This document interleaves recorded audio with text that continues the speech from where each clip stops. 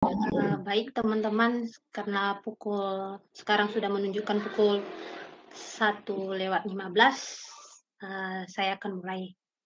Eee, Assalamualaikum, Shalom, Om Swastiastu, Namo Buddhaya, salam kebajikan. Puji syukur kita panjatkan kepada Tuhan. Selamat siang Kak Pilan. Oke, puji syukur kita panjatkan kepada Tuhan atas berkat-Nya. Kita dapat bertemu pada webinar hari ini dengan topik pentingnya manajemen keuangan untuk mahasiswa.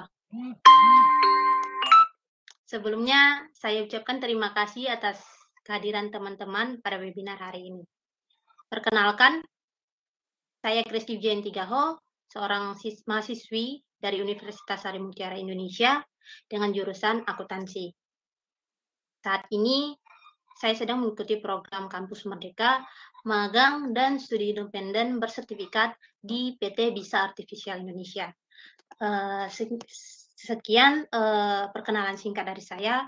Baik, saya akan mulai, namun sebelumnya saya mohon maaf jika saya off-cam saat menjelaskannya karena takutnya laptopnya nge-hang. Pada hari ini adalah pentingnya manajemen keuangan untuk mahasiswa. Biasanya, ketika beranjak kuliah, banyak mahasiswa yang mendapatkan uang saku secara berkala, misalnya mingguan atau bulanan. Nah, ketika mengalami situasi seperti ini, mahasiswa dituntut untuk terampil dalam mengatur pemasukan dan pengeluaran yang dibutuhkan. Jangan sampai ada pengeluaran yang terlalu banyak. Namun, tidak jarang mahasiswa mengalami kehabisan uang saku padahal jatuh temponya masih jauh. Tentunya, hal ini akan berdampak pada kegiatan mahasiswa ke depannya, di mana mahasiswa tidak dapat memenuhi kebutuhannya sehari-hari seperti makan sehari-hari, transportasinya, dan lain sebagainya. Jika berada pada kondisi seperti ini, untuk bertahan hidup, biasanya mahasiswa akan menghubungi kembali orang tua untuk mendapatkan uang saku tambahan. Dan ini sangat merepotkan bagi orang tua. Nah, penyebab paling sering terjadi ketika uang saku habis sebelum masanya adalah ketidakmampuan mahasiswa dalam mengatur pemasukan dan pengeluarannya, di mana pengeluaran jauh lebih besar daripada pemasukannya. Misalnya nih, kamu mendapatkan jatah uang saku setiap bulan, kemudian habis sebelum masa temponya, misalnya sebelum akhir bulan sudah habis. Itu karena kamu membeli barang-barang di luar kebutuhan kamu, yang merupakan keinginan kamu, bukan kebutuhan kamu. Terlalu boros dan tergiur oleh penawaran ataupun diskon di pusat perbelanjaan. Ini sering kita alami, dan itu sangat tidak baik, teman-teman. Nah, baiknya itu, apa yang kamu keluarkan sama dengan apa yang kamu terima. Atau bahkan jauh lebih baik jika apa yang kamu keluarkan lebih kecil dari apa yang kamu terima. Untuk itu, mahasiswa harus tahu dalam mengelola atau manajemen keuangannya diri sendiri. Nah, apa itu manajemen? Di sini ada definisi manajemen. Manajemen adalah sebuah perencanaan, pengelolaan, serta pengawasan yang bertujuan untuk mencapai tujuan yang diinginkan secara efektif dan efisien. Manajemen juga terdiri dari berbagai jenis, yaitu manajemen produksi, manajemen keuangan, manajemen sumber daya manusia, dan manajemen lainnya.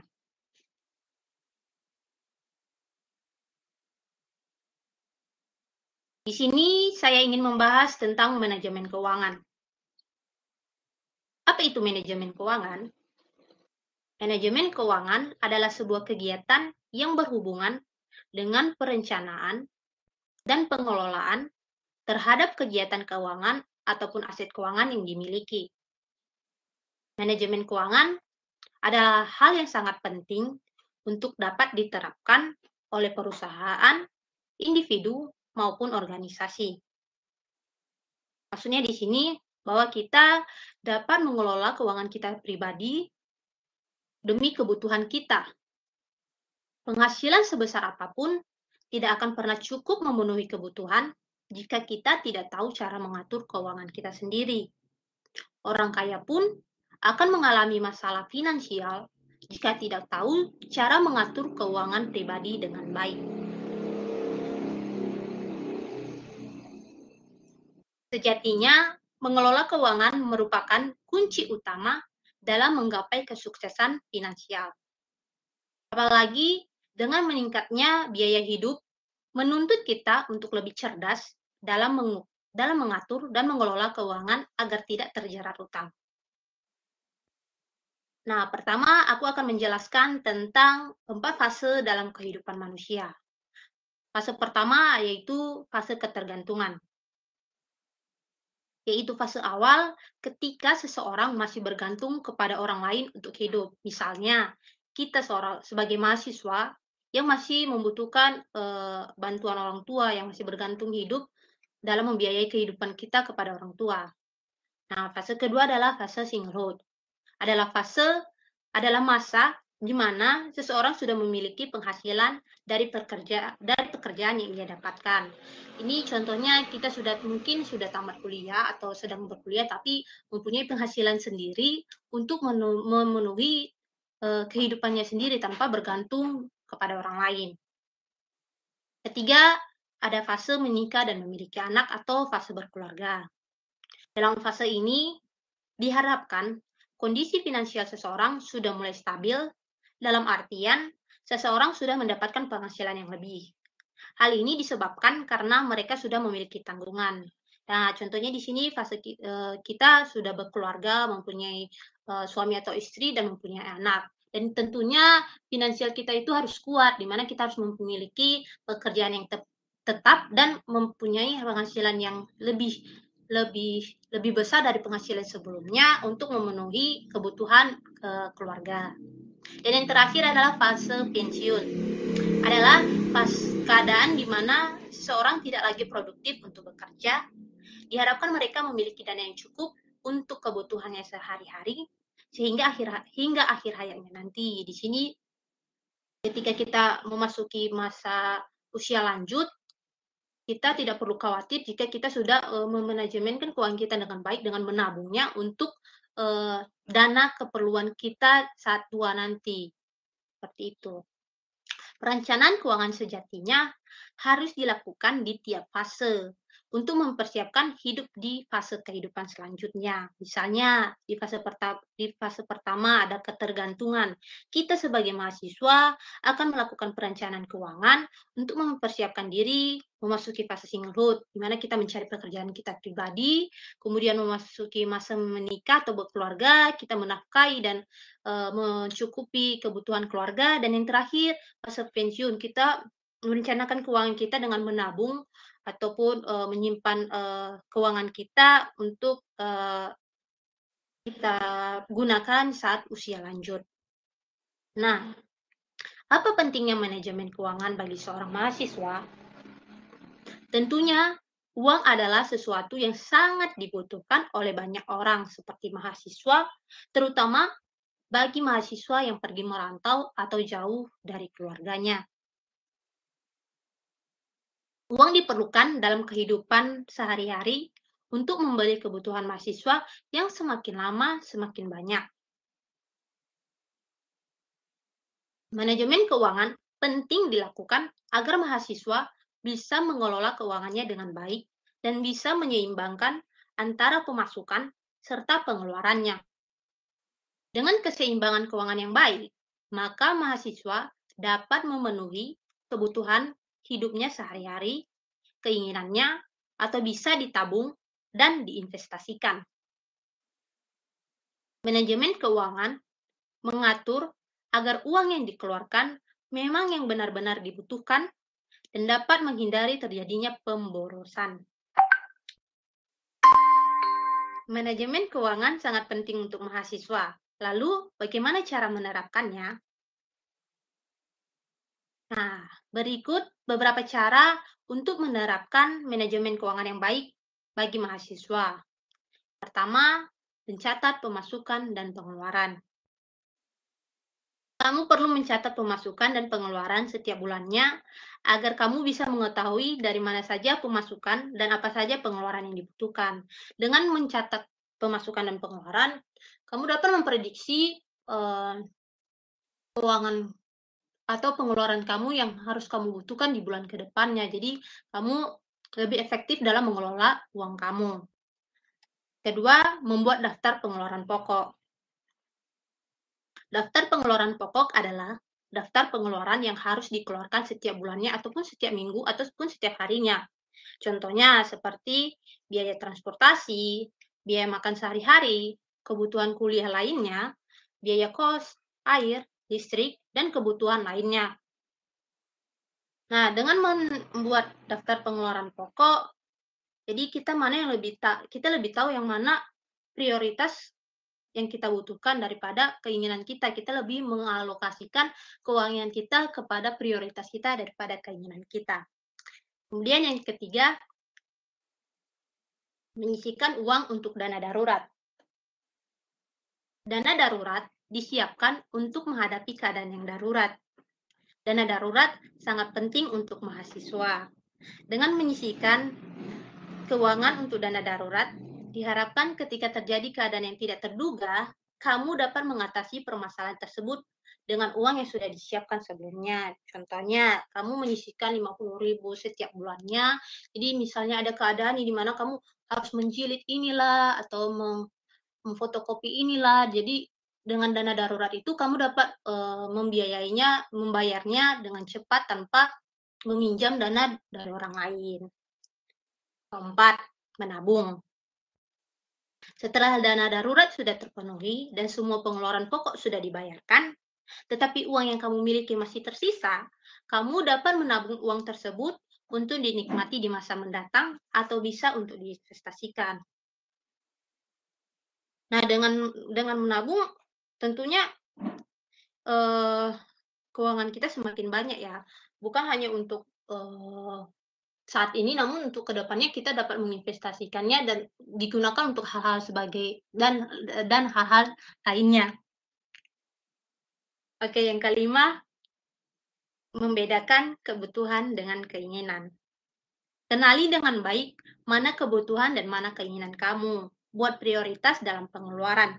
Jangan mudah tergiur oleh promo dan diskon jika barang tersebut tidak benar-benar dibutuhkan. Nah, dengan membedakan kebutuhan dan keinginan kamu, kamu dapat lebih bijak dalam mengalokasikan uang kamu itu digunakan untuk apa. Berikut contoh yang saya berikan. Misalnya uang saku per bulan saya yang diberikan itu Rp2.000.000. Nah, kewajiban atau pengeluaran pokok saya itu terdiri dari makan dan minum saya sehari-hari, transportasi saya, sewa kos, pulsa, dan internet. Ini masih contoh ya teman-teman. Nah, di sini ada total dari kewajiban yang harus saya keluarkan yaitu 1.500.000. Dan adapun keinginan saya ataupun ini tidak wajib, tapi saya list saja sebagai cara saya dalam manajemen keuangan saya. Ada itu cemilan ataupun skincare dengan total 350.000. Nah, dari jumlah pengeluaran 1.500.000 dengan 350.000 terdapat sisa 150 lagi sisa keuangan saya di mana saya mengalokasikan uang tersebut untuk dana darurat dan untuk tabungan saya. Dan penerapan selanjutnya ada mengurangi pengeluaran. Mengurangi pengeluaran dapat dilakukan oleh mahasiswa dengan cara membatasi aktivitas dan membuat prioritas. Mengurangi pengeluaran dapat dilakukan dengan memasak makanan sendiri, cuci baju sendiri, atau sebagainya, dan mengurangi kegiatan di luar aktivitas kuliah, seperti bermain bersama teman hanya untuk sekedar menikmati kopi. Itu biasa ya kita teman-teman, kalau diajak teman mau, padahal itu termasuk tindakan boros loh. Jadi kita harus menghindari, pengeluaran dengan membatasi kegiatan kita. Kemudian yang ketujuh ada mencari pekerjaan sampingan. Jika pengeluaran sudah tidak bisa dikurangi lagi, Kamu bisa mencari cara lain yaitu dengan mencari pekerjaan sampingan untuk menambah pemasukan. Misalnya, menjadi pelayan di coffee shop, menjadi penulis, atau pekerja lepas lainnya. Dengan catatan, pekerjaan yang kamu lakukan tidak akan mengganggu aktivitas kuliah dan selalu menerapkan manajemen waktu yang baik. Kedelapan, ada hindari penggunaan dana pinjaman untuk kebutuhan konsumtif. Menghindari penggunaan uang pinjaman untuk kebutuhan konsumtif seperti berbelanja, liburan, makanan, dan kebutuhan pribadi lainnya merupakan tindakan yang tepat dilakukan untuk mengelola pinjaman dengan bijak. Nah, apa itu kebutuhan konsumtif? Di sini kebutuhan konsumtif atau perilaku konsumtif adalah perilaku atau gaya hidup yang suka membelanjakan uang tanpa pertimbangan yang matang. Untuk itu teman-teman, kita harus menghindari perilaku konsumtif seperti ini, apalagi dengan meminjam uang kepada orang tapi hanya untuk kesenangan kita. Tidak boleh ya teman-teman, kita harus menghindari hal-hal tersebut. Dan yang kesembilan adalah investasi. Pasti di antara kita ada yang beranggapan bahwa merdeka finansial hanya bisa dicapai oleh seseorang dengan penghasilan yang besar. Padahal tidak seperti itu nyatanya. Sebab merdeka finansial bukan bergantung pada seberapa besar penghasilan, tetapi lebih kepada kebiasaan kita dalam mengelola keuangan dan mengendalikan pengeluaran kita. Biasakan membuat perencanaan pengeluaran untuk bulan berikutnya, sehingga itu dapat membantu menyehatkan pengeluaran dan pemasukan rutin. Untuk mempersiapkan masa depan yang cerah, mengambil langkah untuk berinvestasi adalah keputusan yang tepat. Investasi pada dasarnya adalah upaya mengalahkan inflasi, sehingga dana yang kita miliki sekarang tetap memiliki nilai yang kurang lebih sama di masa depan. Berinvestasilah pada saham, properti, reksadana, obligasi, deposito, atau instrumen keuangan lainnya dengan catatan. Perlu diingat ya teman-teman, pahami resiko dari setiap instrumen tersebut. Sebagai awalan, pilihlah instrumen investasi yang memiliki tingkat risiko yang rendah maksudnya ya teman-teman. Nah, semakin bertambahnya usia, hasil dari investasi yang sudah ditanamkan sejak dini pasti akan sangat terasa manfaatnya. Dan yang terakhir ada ubah mindset.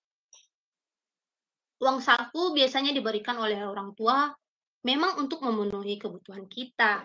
Namun sayang beberapa dari kita menganggap kebutuhan itu hanya sebatas untuk uang jajan. Ini adalah pandangan yang salah ya teman-teman. Uang saku itu diberikan oleh orang tua kepada kita memiliki tujuan lain, yaitu untuk melatih kita agar pandai mengelolanya sebaik mungkin. Sehingga ketika terjadi kebutuhan yang mendesak, kita bisa mengatasinya sendiri sesegera mungkin tanpa perlu menunggu bantuan atau keputusan dari orang tua. Begitu. Itu ada beberapa penerapan manajemen keuangan yang bisa kita terapkan, namun ada metode lain dengan metode SMART. Apa saja metode SMART? Ada spesifik, measurable, achievable, relevant, dan time bound. Spesifik. Pastikan arah tujuan finansial kamu. Keuangan harus didefinisikan dengan jelas dan tidak ambigu. Tujuan keuangan yang spesifik dapat menjawab 3 atau lebih pertanyaan 6W, diantaranya what, apa yang Anda ingin beli? Why, mengapa Anda ingin membelinya? Who, siapa saja yang terlibat? Where, di mana lokasi atau di mana Anda ingin membelinya? When, kapan Anda akan membelinya? Dan which, yang mana atau seperti apa tujuan Anda? Kedua, measurable atau terukur. Perhitungkan berapa dana yang diperlukan demi merealisasikan tujuan keuangan kamu. Tujuan keuangan yang terukur dapat menjawab pertanyaan seperti berapa banyak atau bagaimana kamu tahu kapan tujuan kamu bisa terwujud. Ketiga, ada achievable atau dapat dicapai. Upayakan tujuan keuangan itu harus realistis dan dapat dicapai. Gunakan pertanyaan-pertanyaan berikut untuk mempermudah kamu.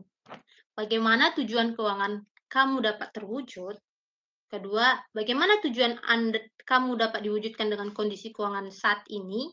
Dan yang ketiga, apa mungkin kamu menabung sebesar nilai tersebut? Selanjutnya, ada relevan. Tujuan yang hendak dicapai harus bermanfaat bagi diri kita sendiri.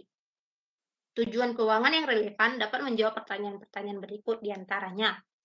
Apa tujuan keuangan kamu benar-benar berarti? Kemudian, apakah waktunya tepat? Kemudian yang terakhir, apakah tujuan keuangan kamu sebuah keinginan atau kebutuhan? Dan yang kelima, ada time bound atau terukur dengan waktu. Perhitungkan waktu sampai tujuan tersebut tercapai. Kamu dapat menggunakan pertanyaan-pertanyaan berikut untuk mempermudah kamu. Di antaranya, kapan tujuan keuangan kamu harus terpenuhi? Atau kapan uang mukanya harus disiapkan? Nah, berikut ada contoh dari metode SMART. Misalnya, bulan ini saya ingin membeli motor baru. Untuk bulan September tahun depan, digunakan sebagai alat transportasi saya ke kampus dengan harga 12 juta rupiah. Pemasukan saya dari uang saku dan gaji part-time saya setiap bulan adalah 3 juta rupiah. Kemudian saya akan menyisihkan 50.000 per minggu untuk mewujudkan rencana keuangan saya tersebut. Nah, dari contoh ini sudah jelas tujuan keuangannya seperti apa, bagaimana cara mendapatkan tujuan keuangan tersebut, dan berapa besar sih pengeluaran yang harus kita lakukan untuk mencapai tujuan tersebut. Seperti itu ya teman-teman. Untuk mencapai tujuan-tujuan finansial tersebut, generasi seperti kita, mahasiswa seperti kita, dituntut melakukan manajemen keuangan yang baik dengan metode SMART. Semua bisa dimulai dengan mengupayakan agar kondisi keuangan kita sehat. Caranya cukup mudah. Pastikan uang yang keluar tidak melebihi uang yang masuk. Seperti kata pepatah mengatakan, tidak lebih besar pasak daripada tiang. Kemudian sebelumnya kalau ada pertanyaan silakan ya teman-teman. Saya beri waktu 5 menit. Pertanyaan dari Kak Ainur Rohmah, kalau sudah terlanjur melakukan kesalahan pengelolaan keuangan, hal yang perlu dilakukan terlebih dahulu apa ya? Kalau menurut saya ya, pengalaman saya pribadi, ya pertama, introspeksi diri dulu kan. Terus, mulai dari nol, eee, seperti yang saya bilang tadi, dengan melakukan, mencatat pengeluaran, mencatat pemasukan, terus mengurangi, kegiatan-kegiatan di luar, kampus, dan, mengetahui apa tujuan keuangan kita. Tujuan keuangan itu digunakan untuk apa. Misalnya, bulan ini tujuan keuangan aku ini digunakan untuk membiayai, eee, beli apa gitu, laptop atau handphone gitu. Nah, kita harus pandai mengaturnya. Seperti itu Kak Ainur. Apakah bisa diterima teman-teman? Lanjutkan, pengontrolan diri dalam manajemen keuangan pribadi. Pengaruh pengontrolan diri dalam manajemen keuangan pribadi sangatlah penting. Dengan melakukan kontrol diri, maka pribadi akan memiliki sikap bertanggung jawab dalam pengelolaan keuangannya. Yang dimaksud dengan kontrol diri adalah keseluruhan kemampuan diri untuk mengendalikan diri pribadinya. Ada 4 bidang kontrol diri, yakni 1. Kognitif. Di sini tampak bahwa seseorang dalam membuat keputusan keuangan harus memiliki berbagai manfaat yang diperoleh. Ia harus memanfaatkan pengetahuan keuangannya untuk menganalisa manfaat dan keuntungan yang akan diperoleh dari tindakan diambil. Misalnya, kita ingin membeli sesuatu, namun kita harus memikirkan bahwa sesuatu yang kita beli itu apakah bermanfaat bagi kita atau tidak. Apa keuntungan yang kita peroleh dari membeli sesuatu itu. Kedua, ada impuls atau dorongan. Seseorang harus mampu mengontrol berbagai impuls atau dorongan yang datang dari luar diri atau dalam diri sendiri yang bertendensi menyebabkan penyimpangan dalam membuat keputusan keuangan. Contohnya di sini, ada banyak berbagai diskon skincare atau promosi skincare yang harganya lagi murah-murahnya. Namun itu merupakan dorongan dari luar ya teman-teman. Jadi kita harus mengontrol diri kita terhadap dorongan-dorongan tersebut supaya supaya kita tidak tergiur dan kita tahu apa saja batasan-batasan kita dalam, memilih kebutuhan kita, bukan hanya keinginan kita. Ketiga, emosi. Seseorang harus mampu mengendalikan kecerdasan emosionalnya untuk membantu ketika membuat keputusan keuangan. Kelemahan emosi seperti mood, keinginan yang tinggi, ketamakan, dan sebagainya akan menyebabkan seseorang tidak terarah dalam membuat keputusan keuangan. Contohnya ini ya teman-teman, kita sedang bad mood atau sedang galau karena uh, diputusin gitu. Jadi karena galau-galau banget, jadi kita pengennya makan terus, jadi keuangan cepat habis, boros gitu untuk membeli makanan. Padahal itu seharusnya hal yang salah ya teman-teman. Galau bisa, tapi jangan sampai merugikan diri sendiri. Keempat, kinerja. Seorang harus mampu mengkaji ulang pemasukan dan pengeluarannya, sehingga sesuai dengan perencanaan keuangan yang telah dibuat.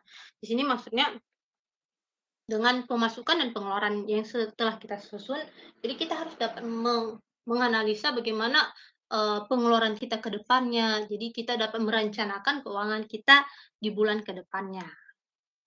Oke, selanjutnya ada kesalahan yang harus kita hindari, di antaranya, 1, tidak mencatat pengeluaran.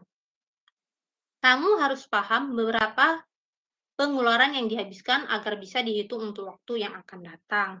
Kamu perlu tahu berapa pengeluaran sehari-hari dan mencatatnya secara rutin. Hal ini menyebabkan pengeluaran yang tidak terkendali dan tidak seimbang dengan pemasukan. Dengan kamu tidak mencatat pengeluaran, jadi kamu tidak tahu apa saja sih, berapa besar sih pengeluaran kamu setiap bulannya atau setiap minggunya. Kamu terlalu santai untuk menghabiskan uang kamu tanpa berpikir sudah sudah berapa banyak uang yang kamu keluarkan. Untuk itu, kita harus menghindari untuk tidak mencatat pengeluaran. Namun kita harus selalu mencatat pengeluaran dan pemasukan yang kita terima agar kita dapat mengontrol diri kita dalam mengalokasikan uang kita tersebut. Kemudian, mengatur uang untuk waktu yang singkat. Kebiasaan mengatur uang harusnya dilakukan untuk waktu yang lama. Namun kebanyakan dari kita memiliki kebiasaan ini untuk waktu singkat saja saat kondisi finansial sedang sekarat.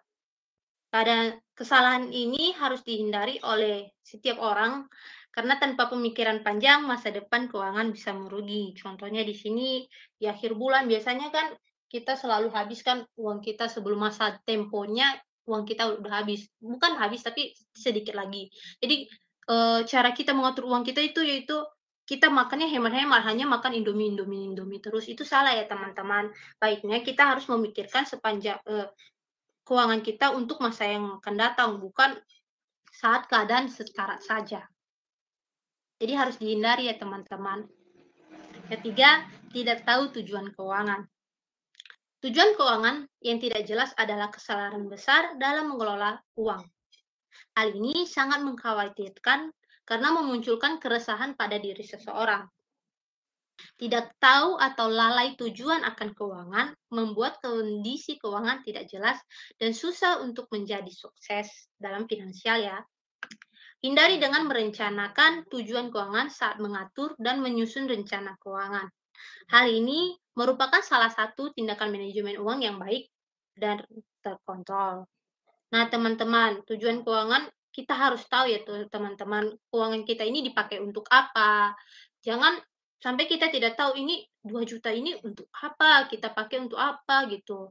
Harus kita merencanakan dengan baik. dengan sebaik-baiknya dengan membuat list apa saja sih pengeluaran pokok, apa saja sih keinginan kita, berapa sih pengeluaran kita, dengan mengetahui harga-harganya. Kan harga-harga setiap barang bisa kita cek di Google ya teman-teman. Jadi kita dengan mudah mengalokasikan uang kita. Keempat, prioritas keuangan tidak jelas.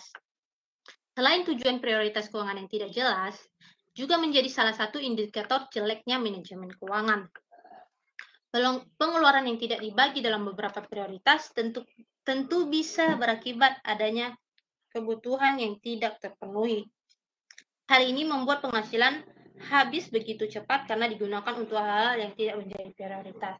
Misalnya, prioritas kamu itu adalah makanan kamu sehari-hari, nasi bungkus kamu, minuman kamu, air galon kamu. Namun karena ada cemilan, kamu melirik cemilan, jadi kamu ingin membelinya. Jadi yang menjadi prioritas kamu itu terabaikan dengan digantikan dengan keinginan kamu. Itu adalah hal yang salah ya teman-teman.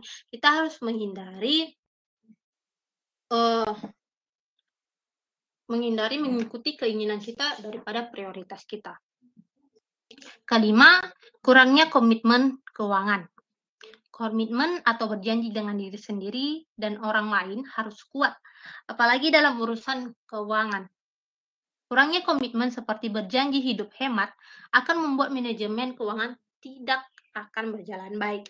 Hal ini pun berimbas pada pendapatan dan pengeluaran tidak seimbang karena pengeluaran banyak digunakan untuk hal yang melanggar komitmen. Misalnya gini teman-teman, kita sudah berkomitmen bulan ini aku akan hemat, tidak mau keluar belanja sana sini, tidak mau minum ini itu, tidak mau jalan-jalan dengan teman-teman. Namun karena ajakan dan dorongan dari orang lain itu, kita jadi lupa dengan komitmen kita, kita selalu mengaburkan uang setiap bulannya.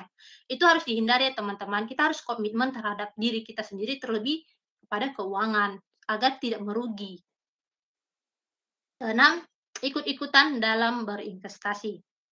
Investasi bukanlah hal yang buruk karena menjanjikan di masa depan. Namun banyak kasus di masyarakat, banyak orang yang justru jatuh karena investasi, seperti tidak untung atau tertipu oleh investasi bodong. Hal ini biasanya diakibatkan oleh kebiasaan ikut-ikutan dalam berinvestasi tanpa berpikir panjang dan mempelajarinya terlebih dahulu. Meski terkadang ikut berinvestasi bisa menguntungkan, namun tanpa belajar dan mempersiapkan investasi secara matang, tentu untung dari investasi akan menjadi aman saja. Kesalahan ini membuat orang bisa masuk masalah ekonomi yang besar. Oleh sebab itu, teman-teman, kita perlu memiliki modal pengetahuan investasi dan pengalaman agar kondisi keuangan tetap baik walaupun berinvestasi. Ketujuh, selalu melakukan pengeluaran di luar rencana. Itu sama saja dengan kurangnya komitmen kita ataupun kurangnya tidak ketahuan kita dalam tujuan keuangan kita. Kemudian sering mengikuti keinginan daripada kebutuhan. Dan yang kesembilan ada berhutang. Menjadi orang yang konsumtif sangat merugikan ya teman-teman, apalagi suka utang konsumtif. Jangan terlalu mudah untuk berpikir meminjam uang hanya untuk memenuhi keinginan, bukan kebutuhan. Lebih baik berhutang untuk bisa menghasilkan uang daripada berhutang untuk berfoya-foya. Misalkan berhutang untuk menjadikan modal usaha kecil-kecilan seperti buat kue ataupun sebagainya.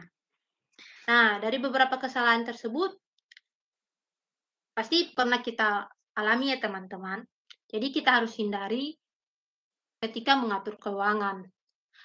Hal tersebut akan membuat pendapatan serta pengeluaran tidak seimbang dan berujung pada kerugian pada keuangan sendiri jika kita tidak menghindari hal-hal tersebut.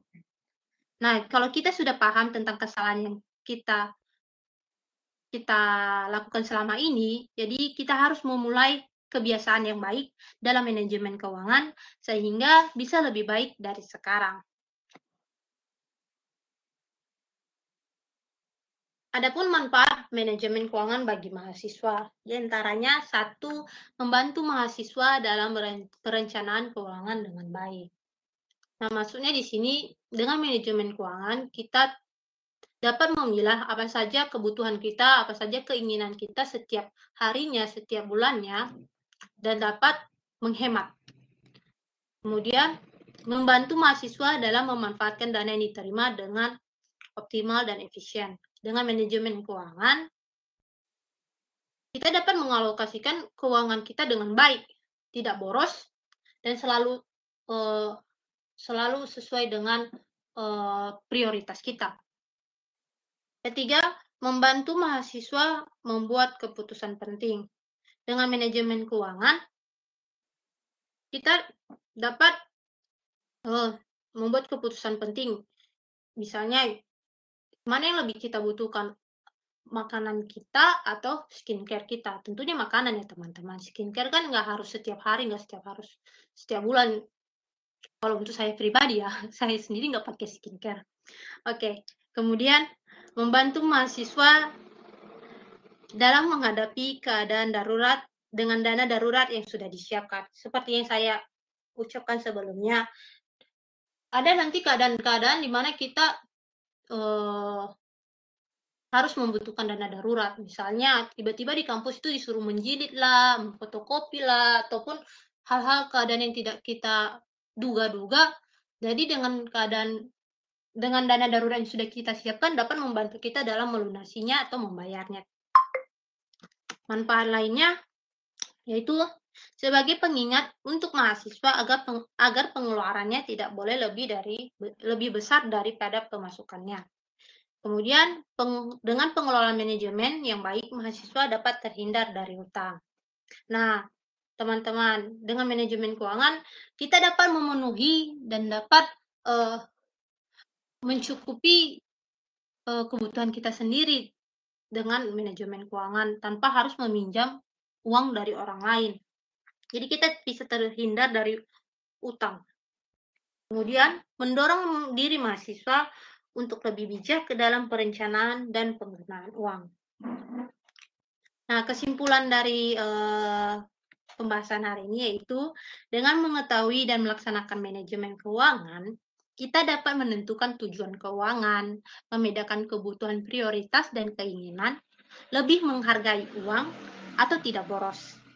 Manfaat manajemen keuangan tidak hanya berguna untuk hidup mahasiswa saat ini saja, namun dapat menjadi bekal hidup mahasiswa di masa depan dalam memasuki fase-fase kehidupan selanjutnya, misalnya fase singlehood, berkeluarga, hingga fase pensiun. Demikian pemaparan webinar tentang pentingnya manajemen keuangan untuk mahasiswa hari ini. Saya mohon maaf bila ada kesalahan dalam pengucapan serta penjelasan isi dari webinar hari ini. Terima kasih atas perhatiannya teman-teman. Selamat siang semuanya. Oh iya, jika ada pertanyaan dipersilakan. Terima kasih.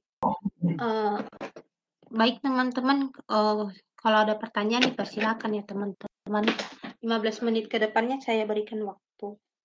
Teman-teman, jika tidak ada pertanyaan, saya akhiri karena sudah tidak ada lagi materi yang akan saya sampaikan. Terima kasih teman-teman atas perhatian dan kehadirannya pada hari ini. Semoga hari Minggunya berjalan dengan lancar. Salam sehat. Aku akhiri ya.